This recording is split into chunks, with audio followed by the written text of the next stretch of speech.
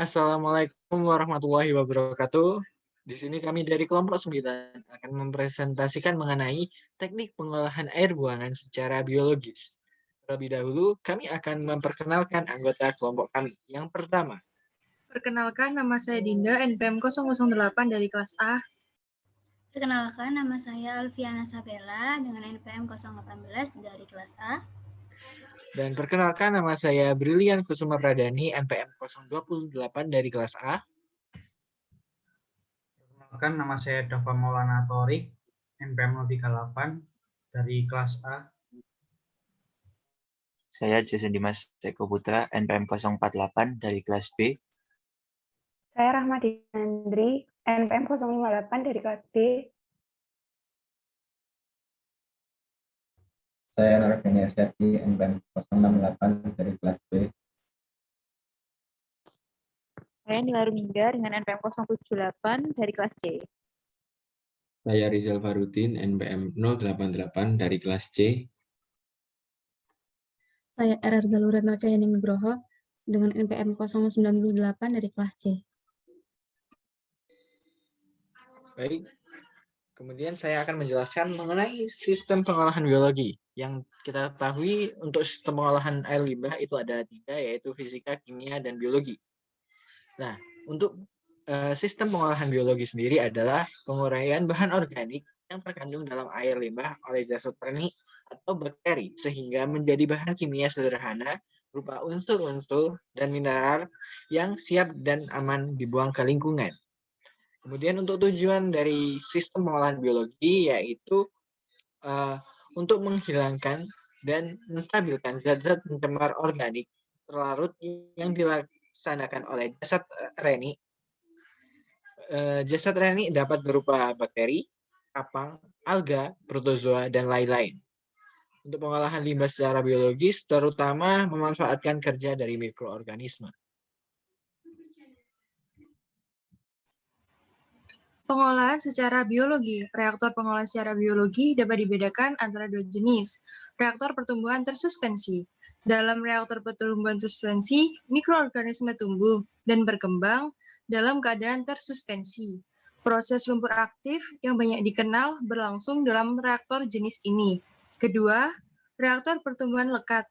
Di dalam reaktor pertumbuhan lekat, mikroorganisme tumbuh di atas media pendukung dengan membentuk lapisan film untuk melekatkan dirinya.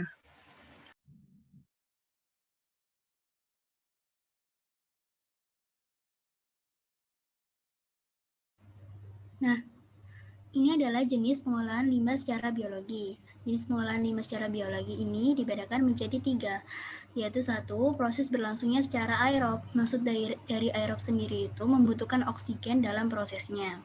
Kedua, proses berlangsungnya secara anaerob. Maksud dari anaerob di sini tuh harus meminimumkan oksigen agar proses perombakan limbah dapat berlangsung secara sempurna. Untuk yang terakhir, yaitu proses berlangsungnya secara fakultatif, yaitu digunakan untuk mikroorganisme tanpa injeksi oksigen secara langsung ke dalam proses.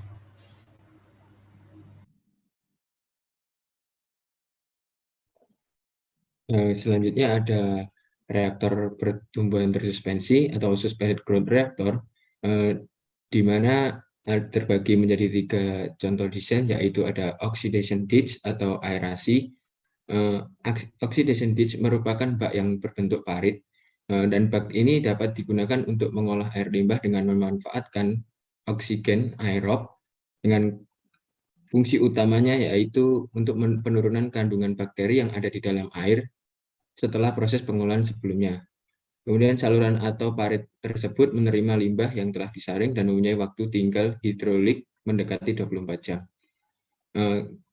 Selanjutnya ada activated sludge, yaitu proses pengolahan air limbah yang memanfaatkan mikroorganisme, di mana selain menguraikan dan menghilangkan kandungan material, mikroorganisme juga menjadikan material yang terurai tersebut sebagai tempat berkembang biak. Kemudian ada aerated lagoon, adalah pengolahan air limbah sistem yang terdiri dari kolam dengan buatan aerasi untuk oksidasi biologis air limbah. A. Oxidation ditch. oxidation ditch dimulai dari air limbah menuju ke tangki reaksi, lalu menuju ke clarifier sekunder, lalu terbagi menjadi 3. Yang pertama, menuju fasilitas disinfektan, lalu dilepaskan. Yang kedua adalah lumpur dikembalikan ke tangki reaksi. Yang ketiga yaitu lumpur berlebih akan menuju tangki pengental lumpur yang akan dikeringkan. Kelebihan oxidation ditch adalah biaya pemeliharaan terbilang cukup relatif atau rendah. Yang kedua, efluen yang dihasilkan baik. Yang ketiga, tidak menimbulkan bau. Namun kekurangannya adalah membutuhkan lahan yang luas dan membutuhkan energi yang besar. Lalu yang kedua ada activated sludge. Prinsip kerjanya yang pertama yaitu limbah cair yang masuk ke dalam tangki aerasi akan terjadi percampuran dengan mikroorganisme. Lalu yang kedua, campuran limbah yang telah diolah kemudian dialirkan ke clarifier dan di dalam clarifier lumpur akan mengendap dan supernatannya dikeluarkan sebagai effluent dari proses. Lalu untuk kerugian dari penggunaannya, yang pertama, waktu resistensi hidraulik yang lama, yang kedua, permasalahan dengan sludge setting, lalu yang ketiga, biaya akan lebih tinggi karena volume lumpur yang harus dibuang. Yang keempat, pengawasan yang sangat ketat dikarenakan secara biologi untuk kelayakan efisiensi dari bakteri. Kemudian yang ketiga, aerated lagoon. Aerated lagoon membutuhkan luas lahan yang cukup besar. Pada metode ini menggunakan proses aerob. Proses aerob terjadi pada proses pengolahan air limbah yang teraduk dengan motor dan berkontak dengan udara sekitar. Aerated lagoon adalah bak dengan kedalaman 2,5 sampai 5 meter dan luas permukaan beberapa ratus meter persegi serta diaerasi secara mekanis atau difusi udara, sehingga organik dalam air limbah dapat terurai. Proses dalam aerasi lagoon pada prinsipnya sama dengan extended aeration pada proses lumpur aktif. Perbedaannya terletak pada kedalaman air yang dangkal dan oksigen diperoleh dari surface atau diffuse aerator.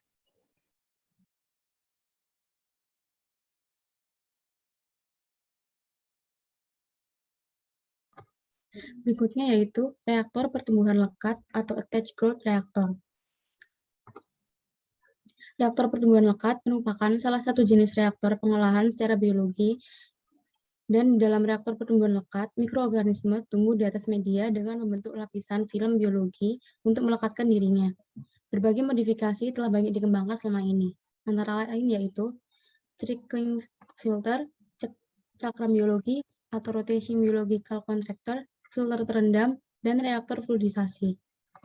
Yang pertama yaitu trickling filter. Di dalam filter menetas ini terdiri dari lapisan tetap batu, coke, kerikil, terak, busa poliuretan, sphagnum gambut, keramik atau media plastik, atau air limbah lainnya yang mengalir ke bawah dan menyebabkan lapisan lendir mikroba tumbuh serta menutupi tempat tidur media. Yang kedua yaitu cakram biologi, menggunakan metode unit pengolahan air limbah berotasi pusat pada suhu atau yang digerakkan oleh motor drive system atau tiupan udara dari diffuser yang dibenam dalam air limbah di bawah media. Selanjutnya dibacakan oleh Irsyad. Filter terendam adalah media kontak terendam dalam air limbah yang dialirkan media filter berupa padatan atau berongga bersifat tidak toksik.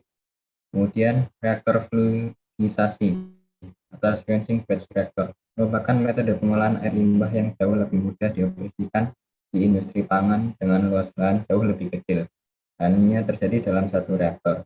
Dibandingkan IPAL tradisional, mampu digunakan untuk mengolah air limbah dalam jumlah yang banyak.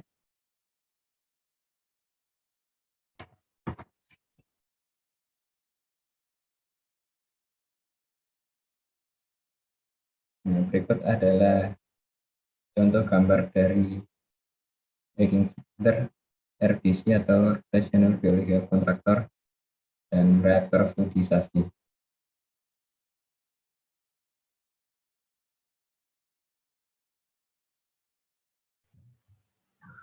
Untuk proses secara aerob, pertama ada biarkan tersuspensi, itu ada suspend growth nitrification, ada Logan, aerobic digestion, dan lain-lain. Itu penggunaannya sebagai penghilangan senyawa BOD organik, nitrifikasi, stabilisasi. Yang kedua itu ada biakan melekat, contohnya ada tracking filter, RBC, biofilter dengan unggun tetap. Penggunaannya itu sebagai penghilangan BOD dan nitrifikasi. Untuk yang ketiga, kombinasi biakan tersuspensi dan melekat. Itu pengertiannya adalah proses aerob yang terdiri dari gabungan yang tersuspensi dan melekat. Dapat terdiri dari 2 reaktor atau lebih. Itu penggunaannya sebagai penghilangan BOD, nitrifikasi, denitrifikasi, penghilangan fosfor.